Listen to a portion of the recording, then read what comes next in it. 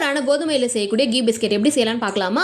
இதுக்கு அரை கப்பு நாட்டு சக்கரை எடுத்துக்கோங்க. அதே கப்பில் ஒரு கப்பு ஃபுல்லாக கோதுமாவை எடுத்துக்கோங்க. அதே கப்பில் அரை கப்பு நெய் எடுத்துக்கலாம்.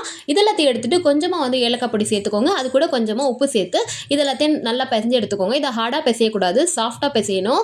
இந்த அளவுக்கு நான் காட்டுற பாருங்க, அந்த அளவுக்கு நல்லா சாஃப்டாக பிசைஞ்சிக்கோங்க. இது மாதிரி எடுத்தால் இந்த மாதிரி உடனே வரும். அந்த மாதிரி இப்போது வந்து நம்ம இட்லி வேக வைக்கிற தட்டில் நல்லா நெய் தடவிட்டு இந்த மாதிரி ரவுண்டு பிடிச்சி நீங்கள் வந்து இந்த மாதிரி தட்டையாக கூட பண்ணி அதே பிஸ்கெட் மாதிரி வைக்கலாம். இப்போ நான் ஷேப் மாதிரி பண்ணி எடுத்துக்கிறேன். என் குழந்தை கொஞ்சம் அழகாக சாப்பிடுவாங்க. ஹார்ட் இன் ஷேப்னா அதுக்காக இந்த மாதிரி ஹார்ட் இன் ஷேப் பண்ணிவிட்டு இப்போ நான் வந்து ஒரு பழைய கடையை எடுத்து அது ஒரு 15 நிமிஷம் வந்து சூடு பண்ணிவிட்டு அதுக்கு மேலே ஒரு தட்டு வச்சு அதுக்கு மேலே நம்ம இட்லி தட்டெல்லாம் வச்சு இந்த மாதிரி வந்து க்ளோஸ் பண்ணியாச்சு. ஒரு 15 நிமிஷம் கழிச்சு நான் பார்க்கும்போது இந்த சைடில் வந்து இந்த மாதிரி ஸ்டீம் வந்துச்சு. இதுக்கப்புறம் நான் ஓப்பன் பண்ணி ஃபோக் ஸ்பூன் வச்சு பார்த்தேங்க. இந்த மாதிரி அமுங்கவே இல்லை. ஒரு 2 மணி நேரம் 3 மணி நேரம் ஆயிருக்கும். அதுக்கப்புறம் நாங்கள் இந்த பிஸ்கெட்டை சாப்பிட்டோம். செம்ம டேஸ்ட்டாக இருந்தது. பிஸ்கெட் மாதிரி ரொம்ப ஸ்ட்ராங்காக இருந்தது. நீங்களும் ட்ரை பண்ணி பார்த்துட்டு கமெண்ட் செக்ஷன் எப்படி இருந்ததுன்னு கண்டிப்பாக சொல்லுங்கள். பாய்.